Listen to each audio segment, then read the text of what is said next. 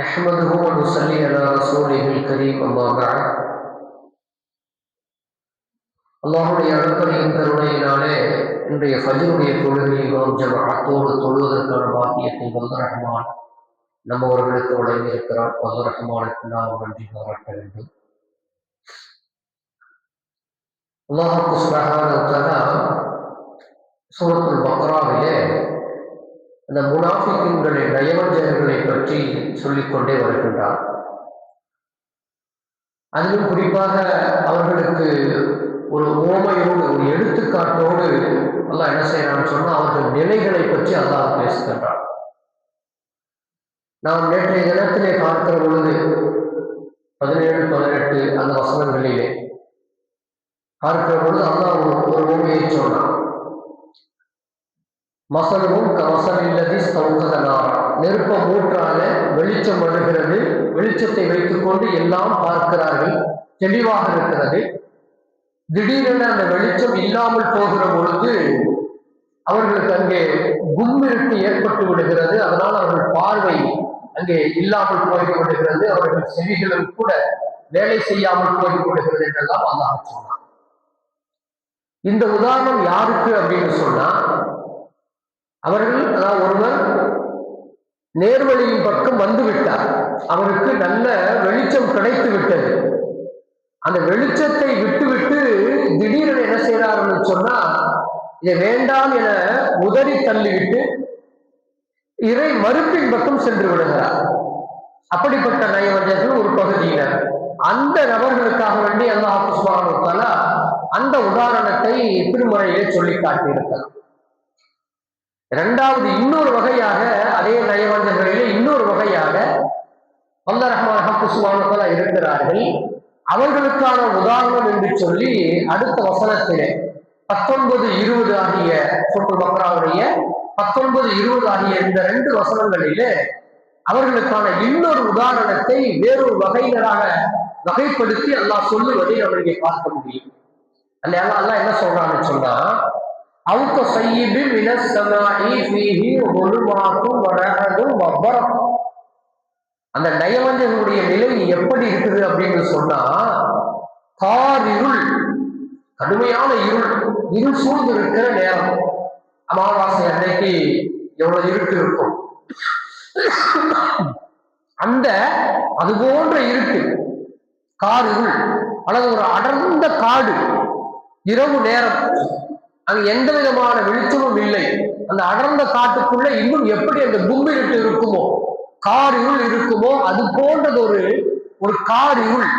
அந்த கார் இருளுக்குள்ளே இருக்கிறான். அந்த நேரத்தில் திடீரென ஒரு இடி இடிக்கிறது, ஒரு மின்னல் மின்னுகிறது, இடியும் மின்னலும் வருகிறது. அதை பார்த்த உடனேயே உள்ளத்துக்குள்ள ஒரு மகிழ்ச்சி ஏற்படும். ஆக நம்ம இருட்டுக்குள்ள இருந்தோம், திடீர்னு பார்த்தா ஒரு மின்னல் வெளிச்சம். அந்த வெளிச்சம் வந்தவுடனே சில விஷயங்கள்லாம் அப்படி தெரியும். அப்படியே சில வெளிச்சங்கள்லாம் அப்படி என்ன செய்யும் சொன்னா தெரியும், ஆனா உடனே மறைந்துடும். மின்னல் என்பது அப்படித்தானே, வந்துவிட்டு போகும், வந்து போகக்கூடிய அந்த மின்னல், அது வரும், அது போகும். இந்த நேரத்தில திடீரென மேகத்தில் இருந்து பொழிகின்ற கடுமையான மழை. அவன் இருக்கிறது காட்டுக்குள்ள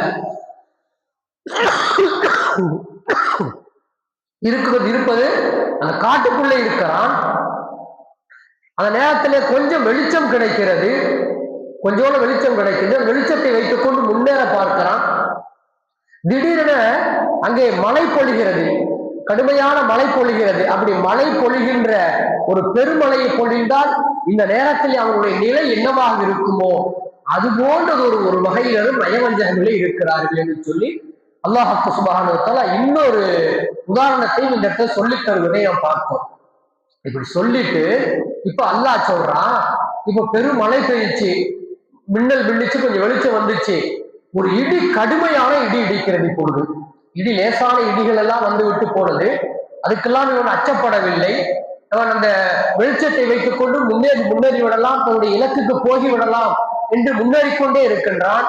ஆனால் இப்பொழுது கடுமையான ஒரு இடி இடிக்கிறது. சமயங்கள்ல நம்ம வீட்டுக்குள்ள இருக்கும் பொழுது கூட இரவு நேரங்கள்ல இடிக்கும் பாருங்க. அந்த இடி எப்படிப்பட்ட இடியா இருக்கும்னு சொன்னா, பக்கத்துல யாராவது இருந்தா அவங்க கட்டி பிடிச்சு போனோம்.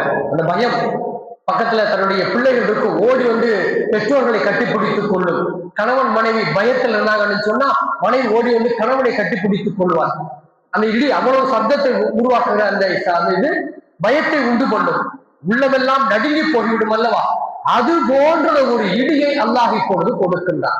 அது கொடுத்தால் அந்த காட்டுக்குள்ளே, அந்த கார் இருளுக்குள்ளே கடுமையாக மழை பொழிந்து கொண்டிருக்கிற நேரத்திலே அவனுடைய நிலை என்னவாக இருக்குமோ அது போன்ற ஒரு நிலைக்கு இப்பொழுது மீண்டும் அவன் என்ன செய்யறான்னு சொன்னா மாற வேண்டி இருக்கிறது, மாறி போகி விடுகிறான் என்று சொல்லி ஒரு வகையினருக்கான உதாரணத்தை அல்லாஹ் சொல்லுகிறான். இப்படி சொல்லிட்டு يجعلون أصابعهم في آذانهم من الصواعق حذر الموت.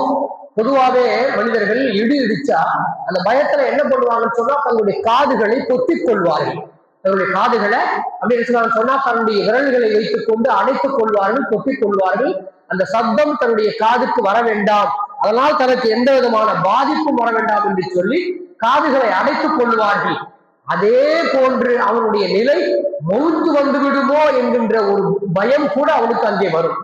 காட்டுக்குள்ள இருக்கிற பொழுது அவர்தான் நமக்கு இனிமே மௌத்து தான், நமக்கு இங்க கடுமையா இடிக்குது, கடுமையா மழை பொழியுது, இருட்டு வேற, பாதை தெரியல, இங்க என்ன இருக்குமோ, மிருகங்கள் இருக்குமா, விஷஜந்து இருக்குமா, பாம்பு இருக்குமா, அது இருக்குமா, எதுவுமே நமக்கு முன்னாடி தெரியல, இனி நமக்கு மௌத்து தான், இருந்து தப்பிக்க முடியாது என்கின்ற நிலை இருந்தால் என்ன நிலையாக இருக்குமோ, என்ன மனோநிலையில் இருப்பார்களோ அது போன்ற ஒரு வகையினர் தான் இரண்டாவது வகையினர் என்று சொல்லி வல்லற. ஒருத்தர் வந்து வெளிச்சம் கிடைச்சிச்சு, வெளிச்சம் திடீர்னு வெளிச்சம் போயிடுச்சு, அவர் குருடரா போயிட்டார், புரிஞ்சு போச்சு. அதாவது நேர்வழியிலிருந்து திடீரென இறைமறுப்புக்கு போய்விட்டார். ஆனா இவருடைய நிலை என்னன்னு சொன்னா வெளிச்சம் வருகிறது, போகிறது, திடீரென இடி இடிக்கிறது, அதாவது எல்லா எண்ண ஓட்டங்களும் உள்ளுக்குள்ளே ஓடிக்கொண்டே இருக்கிறது. ஹிதாயத்தை பற்றியும் யோசிக்கிறார், நேர்வழியை பற்றியும் யோசிக்கிறார், தன்னையோடு சுற்றி இருப்பவருடைய அந்த உண்மையான பூமியினுடைய நிலையையும் எண்ணி பார்க்கிறான், கடந்த கால நினைவுகளையும் அந்த இருளுக்குள்ள இருந்ததையும் எண்ணி பார்க்கிறார். திடீரென சிந்தனை அங்கே போய்விடலாமா என்று அங்கே அந்த பக்கம் கொஞ்சம் போயிட்டு அப்புறம் திரும்பி வருகிறார். தடுமாற்றத்திலேயே இருக்கக்கூடியவர் என்று சொல்லி அல்லாஹ் சுப்ஹானஹு வ தஆலா இந்த வகையினருக்கான ஒரு செய்தியை சொல்லித்தருவதை பார்க்கிறோம். வல்லாஹு முஹீத்தும் பில் காஃபிரீன். வசனத்தினுடைய அதாவது 19ஆம் வசனத்துல அல்லாஹ் இறுதியா இப்படி சொல்றான், வல்லாஹு முஹீத்தும் பில் காஃபிரீன்.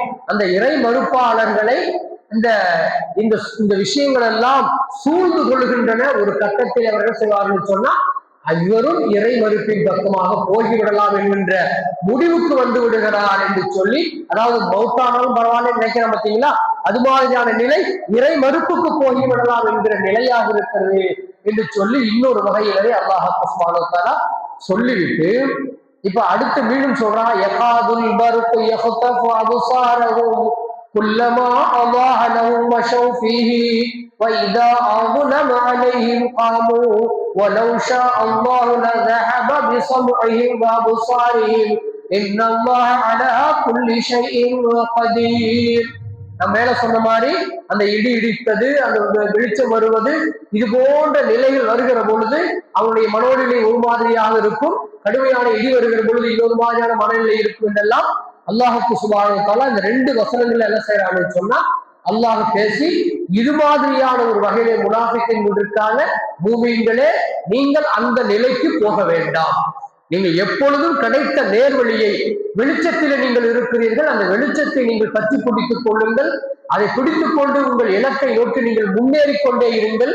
நீங்கள் இருளிலே இருப்பவர்களை போன்று இடிமின்னல் சிக்கிக் கொண்டவரை போன்ற நிலையை நீங்கள் போகிவிட வேண்டாம் என்று சொல்லி அல்லாஹ் சுப்ஹானஹு வ தஆலா இந்த இடத்துல சொல்லி தந்து விட்டு கடைசியா முடிக்கும் பொழுது அல்லாஹ் முடிக்கிறான், இன்னல்லாஹ அலா குல்லி ஷைஇன் கதீர். அல்லாஹ் எல்லாவற்றுக்கும் ஆற்றல் உடையவனாக இருக்கிறான். எல்லாவற்றுக்கும் இந்த இடத்துல ஏன் அந்த தன்னுடைய தன்னை பற்றி இங்க ஏன் அல்லாஹ் பேசுறான் அப்படின்னு சொன்னா, அந்த நயவஞ்சகர்களுக்கும் முஃமின்களுக்கும் ஒரு செய்தியை சொல்லுவதற்காக வேண்டி அல்லாஹ் இந்த இறை மறுப்பாளர்களுக்கும் எல்லோருக்குமாக ஒரு செய்தியை சொல்லுவதற்காக வேண்டி அல்லாஹ் இந்த இடத்துல தன்னை பற்றி சொல்லுகின்றான். இன்னல்லாஹ அலா குல்லி ஷைஇன் கதீர். எல்லாவற்றின் மீதும் அல்லாஹுடைய ஆற்றல் நிற்கிறது. அல்லாஹ்வை அன்றி வேறு எதுவுமே நடக்காது. ஒரு சிறிய காரியம் நடந்தாலும் அது அல்லாஹை அறியாமல் நடக்காது. ஒரு பெரிய காரியம் நடந்தாலும் அது அல்லாஹ் அறியாமல் நடக்காது. ஆக நடத்தாட்டக்கூடியவன் அல்லாஹுவாதான் இருக்கிறான். உங்களை மன்னிப்பதும் மன்னிக்காமல் இருப்பதும் அது அல்லாஹுடைய ஆற்றலிலே உள்ளது என்பதை சொல்லுவதற்காக வேண்டிய முனாஃபிக்குகளை ஒரு கால் கொஞ்சம் ஈமான் பக்கம் வந்துட்டதுனால, சில காரியங்கள் தடுமாற்றம் ஏற்பட்டதுனால அந்த தடுமாற்றத்தை பொருட்படுத்தாமல் அல்லாஹ் மன்னிக்கவும் செய்யலாம், அந்த தடுமாற்றத்திற்காக வேண்டி அல்லாஹ் தண்டிக்கவும் செய்யலாம். அந்த ஆற்றலை பெற்றிருப்பவன் அல்லாஹுவாக இருக்கிறான் என்பதை உணர்த்துவதற்காக வேண்டிய இறுதியாக இன்னல்லாஹ் அலா குல்லி ஷைஇன் கதீர் என்று சொல்லி இந்த வசனத்தை முடித்திருப்பதை நாம் பார்க்க முடிகிறது. அல்லாஹ் ரஹ்மான் சுப்ஹானஹு வ தஆலா நம்முடைய உள்ளங்களிலே நயவஞ்சகம் வந்து விடாமல் முழுமையான பேரொளியிலே ஹிதாயத்திலே இருக்கக்கூடிய அந்த பாக்கியத்தை இறுதி மூச்சு வரை அந்த ஹிதாயத் என்கின்ற அந்த பேரொளியிலேயே இருந்து நாளை மகிழ்ச்சரியிலே அல்லாஹ் ரஹ்மான் சுப்ஹானஹு வ தஆலா வெற்றியை தந்து ஜன்னத்தையும் தந்த அருள் புரிவானாக. வாஹிரு தஅவானா அல்ஹம்துலில்லாஹி ரப்பில் ஆலமீன். அஸ்ஸலாமு அலைக்கும் வ ரஹ்மத்துல்லாஹி வ பரகாத்துஹு.